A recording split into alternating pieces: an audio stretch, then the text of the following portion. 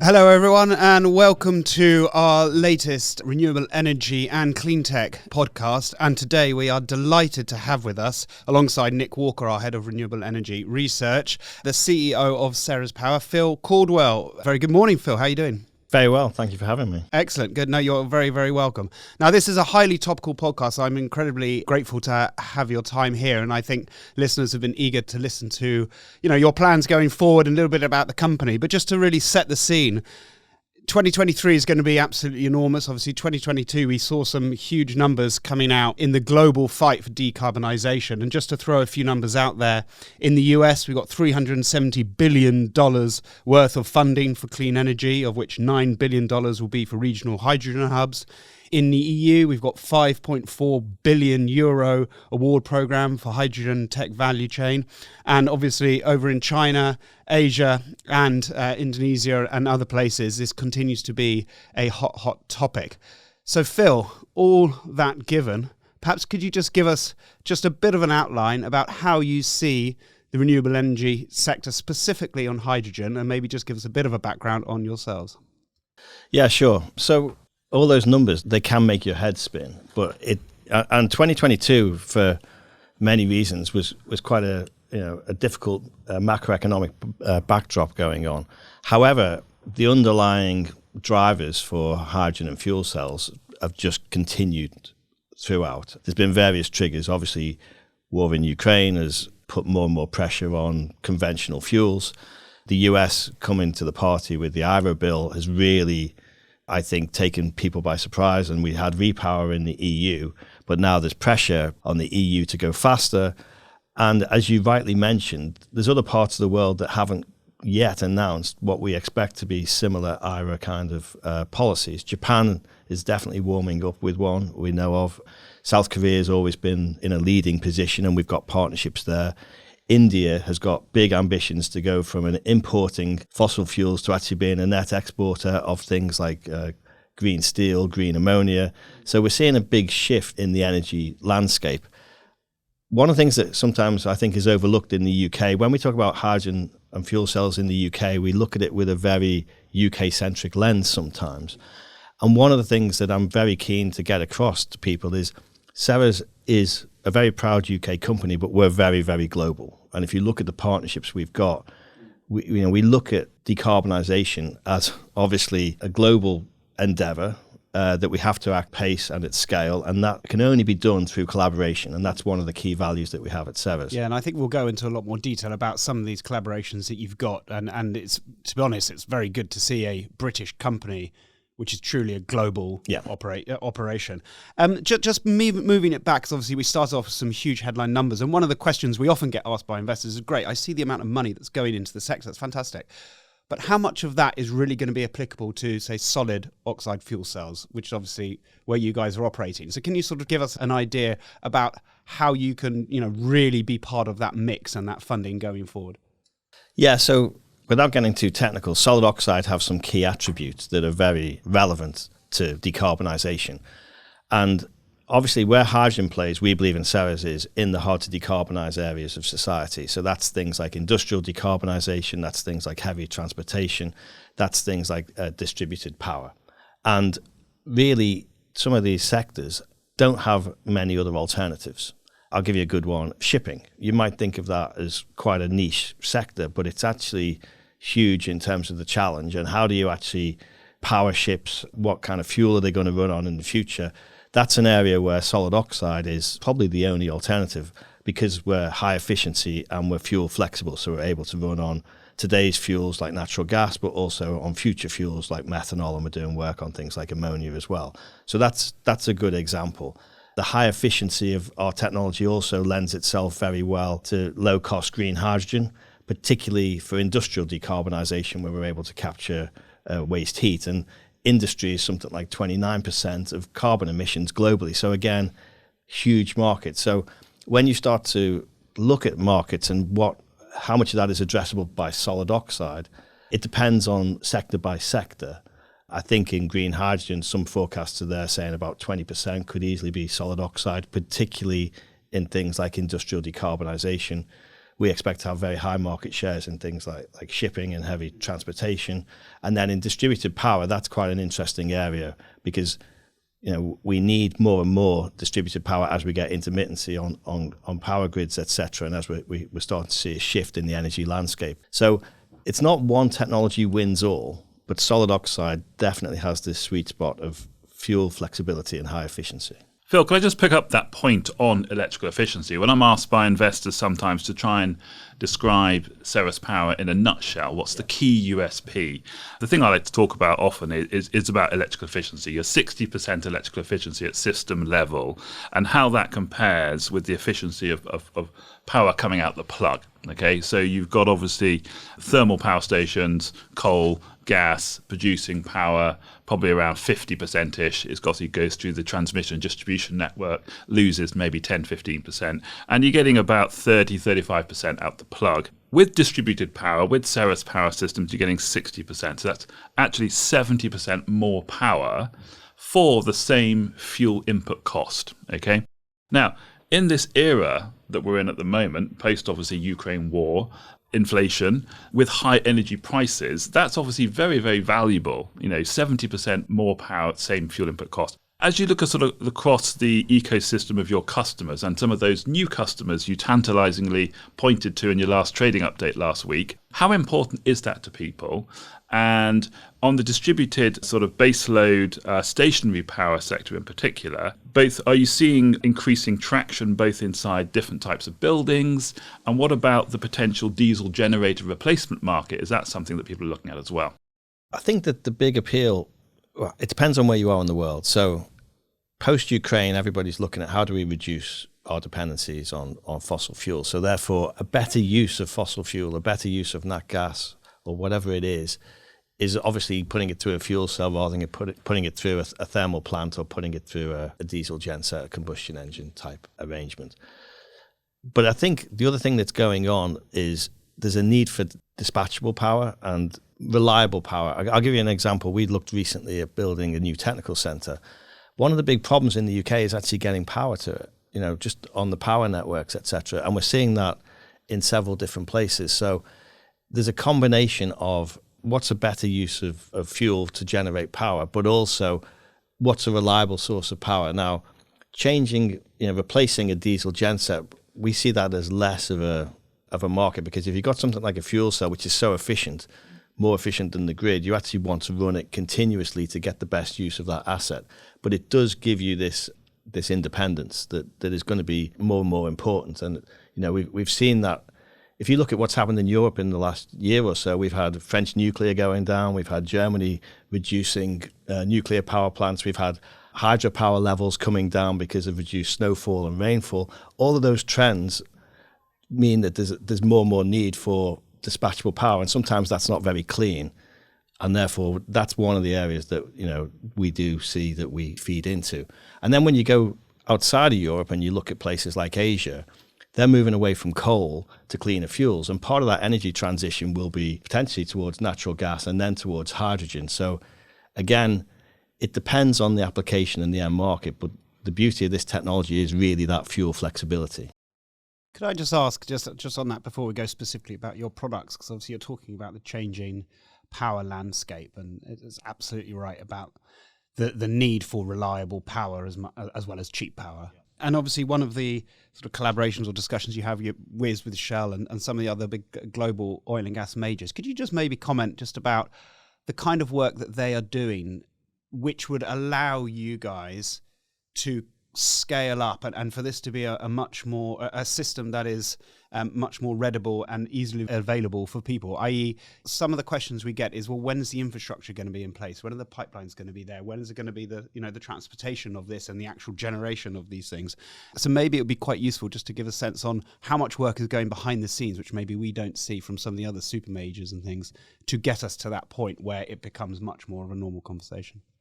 Yeah, so I think the criticism that you can level at hydrogen and fuel cells is it's been talked about for a long time, but we've never really scaled it. And our approach to that is different. We have such unique technology that we're able to license it.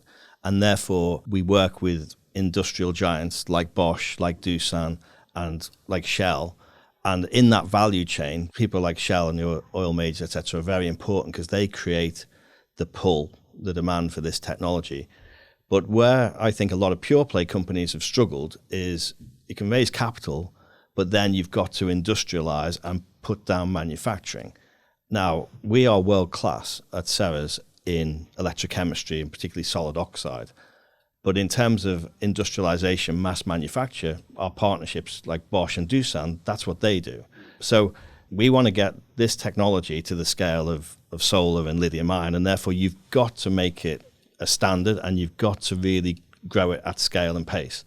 And that requires the collaborations. So people like Shell, like Bosch, etc., they're really important in how do we actually get hydrogen and fuel cells from being tomorrow's technology to actually something that's part of our infrastructure of society. And importantly, you just mentioned there, it's not up to you to then find the capital to then invest to rapidly expand. You're actually relying on, as you said, the people who already are doing this mass expansion, and they are manufacturing businesses ultimately. So. Yeah, that's correct. Because the more successful you become, the more capacity you're going to need. And you really need that balance sheet strength to do that. Let's talk about Bosch for a second, because we know that they're building right now an initial 200 megawatts worth of capacity. They've got some great videos on their Bosch SOFC website, and they interestingly talk about their building capacity at a number of different centres to supply themselves the right sort of value chain of componentry to build the systems. And they've got 100 systems or so on trial. So what I'm interested in, first of all, this is going to be a sort of two-part question. How is that building going in terms of do you get down to go see there, or some of your colleagues to go down and see how that's all going? And then strategically, clearly, Bosch are looking at stationary power as a big market. And they talked about being able to put their units and modularize them into larger and larger sort of power capability, baseload power, dispatchable power, as you talked about. Potentially in apartment blocks, potentially in factories, potentially in shopping centres and other situations. 200 megawatts obviously is not very much in the scheme of things. How do you see, once that's ready to get out there, their business plan sort of beginning to expand, based sort of from an application standpoint, but also from a geographical one? They're a global company. I think I read they're in 100 countries, big in China, obviously we'll talk about in a minute. But how do you see this efficiency capability, this dispatchable capability, this distributed capability, overcoming intermittency as we get more wind on the system, more solar on the system? How do you see that panning out, once the initial capability, the initial capacity comes online? I think it's sort of 2024, isn't it? Yeah, that's right. So, I think you've just summarized all the applications that Bosch are looking at and trialing, and you can see from that creates the demand for the stationary power business. The way Bosch tend to work is they have like a reference plant, which will be Bamberg in Germany, and I was there last week. And then from that, they then build other plants. So if you look at their lambda sensor business, which are these small oxygen sensors, which are a bit like fuel cells, but currently are used in 40% of the world's diesel engines, they make that in Bamberg in Germany, in China, and also in, I think it's South Carolina in the US. So they industrialize from Germany, and then they build global plants elsewhere. And we see, I expect, that would be the same kind of pattern. And if you look at the three-way China joint venture that we've got underway at the moment in the negotiation stage, that would be a second Bosch facility. So it would probably follow a similar kind of pattern. And you mentioned, 200 megawatts isn't much. But actually, that's the first building block, and I think from there you would expect to scale to much larger quantities. And if you look at the demand, we just talked about it at the beginning, you very quickly get into gigafactory kind of territory. And you think that's absolutely their intention is sort of gigafactory capability in potentially, as you say, Europe, Asia, North America? That could be a build-out plan in due course. I can't speak for Bosch, but look, if you look at the global market opportunity, and then you've also got other opportunities in the future, that would only be the beginning. Mm-hmm. And without switching on a tangent, do you think Bosch or Doosan, do you see them also being interested in your electrolyser technology as well? Or do you think they're mainly going to stay on the power side? I think it would be a very logical step, but obviously to date we've not discussed any of that publicly. But the interesting thing, and one of the reasons we decided to invest in electrolysis, is A lot of the attributes of the high efficiency of the fuel cell side read across to electrolysis.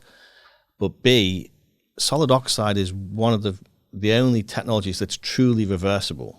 And what that means is all those investments that our partners are making in factories in Germany, in South Korea, in China, etc., they are going to be compatible to make cells. The same cells could then be used in electrolysis mode. So it's a logical step. However, none of our partners have a license for electrolysis. So that would be something that would be additional to what we're currently doing with our partners. Obviously, Shell has publicly said they want to test a megawatt system of your thing. A couple of questions here. I'm intrigued. In your last trading update last week, you mentioned that you'd had success testing a 100 kilowatt module, and you came out with this figure. I think it was 40 kilowatt hours per kilogram, 25% above a low temperature system. Are you going to build a megawatt system for yourselves as well as Shell and sort of do a demonstration here in the UK or maybe somewhere else? And then the other question is, when you announced the Shell trial in India of that system, it's a 3-year trial. That's quite a long time for a trial. Yes. What do they intend to do over that period of time? Do you know? Okay, so there's two parts to that question.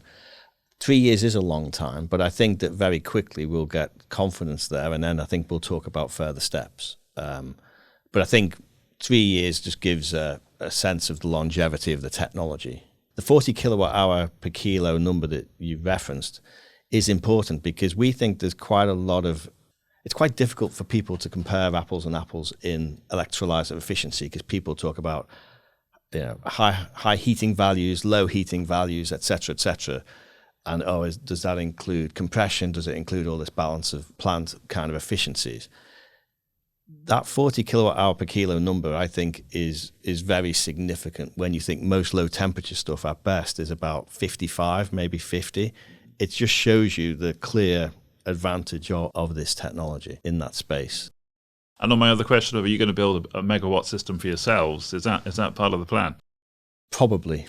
It might not be. Well, the thing is, we're a technology company. So what we're doing with Shell is a first of a kind. However, our technology is continuously moving on.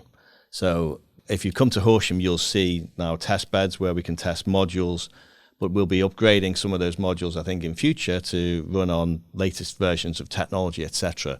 And we need places where we can test that. So probably what we'll have is the ability to test at megawatt scale, but it won't be a consistent 3-year test because, to be honest, that would be a bit boring for us. We want to be pushing the envelope on the next generation and the next generation technology, which already, by doing the first ones, we already know what's going to happen in the next generation, which is probably not too far away.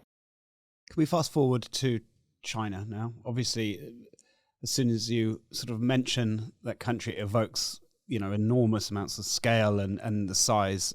In terms of what this means or potentially could mean, how it relates to your own power products, could you just give us a bit of a synopsis about what you expect in best case scenario, how this potential partnerships and mass scale out could look? Yeah, so China's really interesting because when you talk to people about China, you kind of get two reactions. You kind of get the, "Ooh, that sounds risky," and "Ooh, but it's a huge opportunity." The way we've approached this is through a very established partner with Bosch in China, who've operated in China for almost 100 years and have something like 50,000 employees there. So very well-established player. Because we're an IP technology business, we have to be very mindful of how we protect our technology. But we believe that then gives us access to one of the biggest markets in the world. And, just hydrogen today produces 30% of all the world's hydrogen, fossil-based. It's just off the scale in terms of carbon emissions, as you know.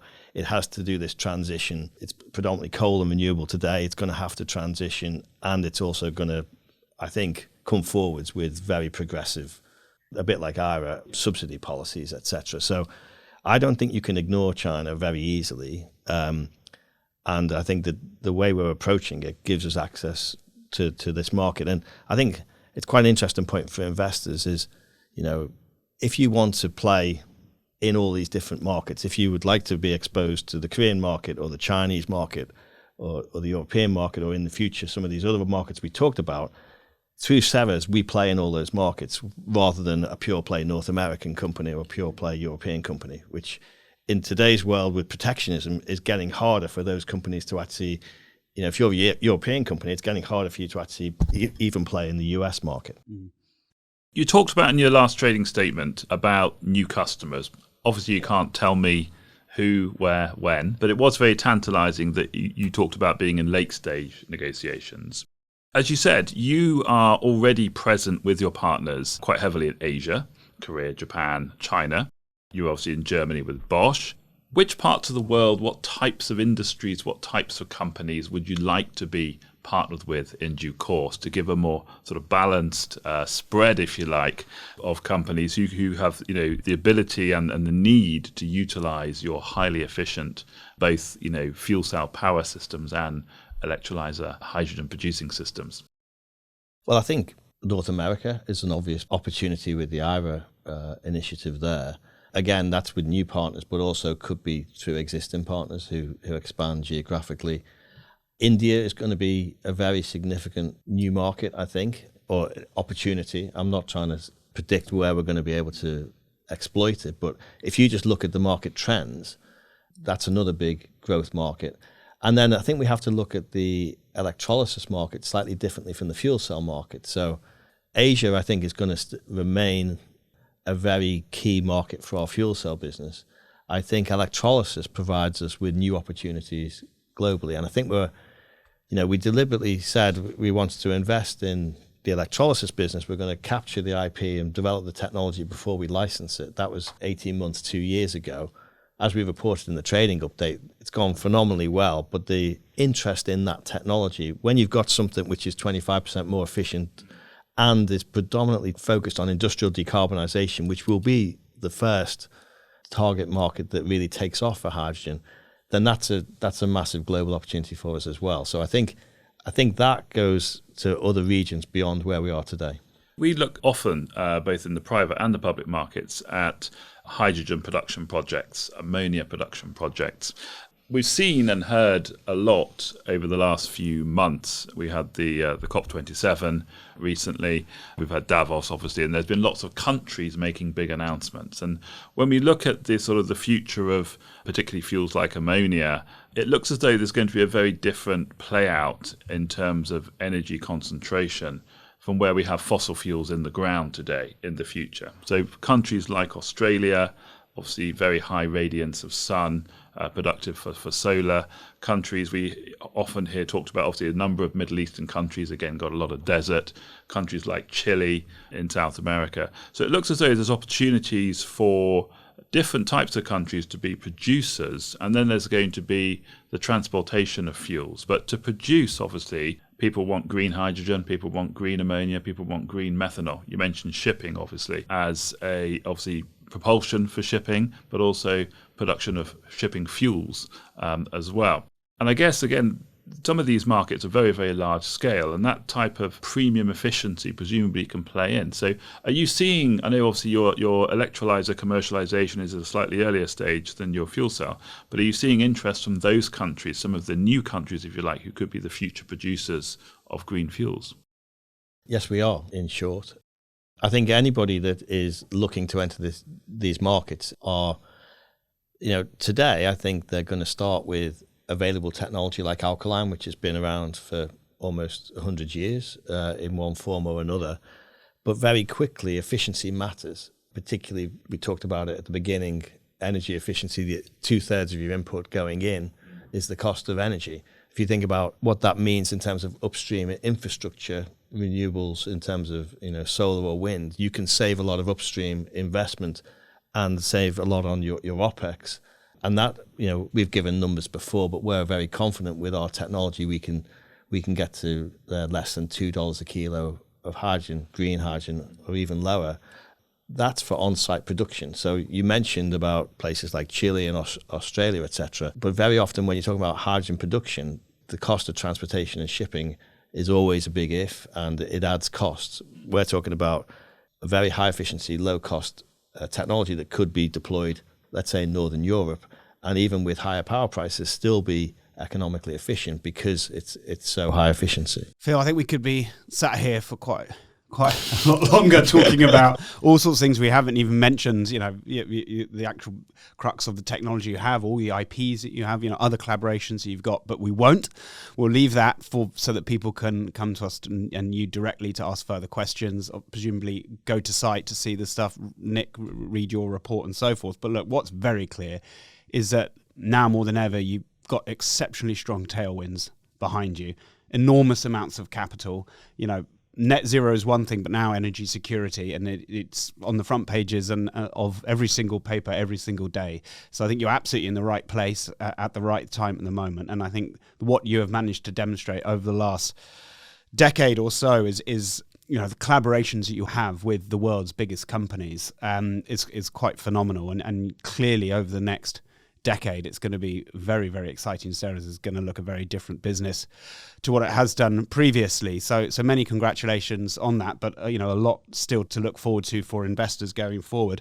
And actually, one thing that I think you did mention, which is really key, is the fact that you are a UK company operating on a global scale, which I think is, huge amounts of credit as well should go towards that. So thank you very much indeed for your time. We really appreciate it. And as we said, if anyone has any further questions on either Nick's model or Note, then please get in touch with us. But presumably you can also go direct to Phil and his team to talk more about Ceres. So thank you very much indeed for your time. No, great. Thank you for having me.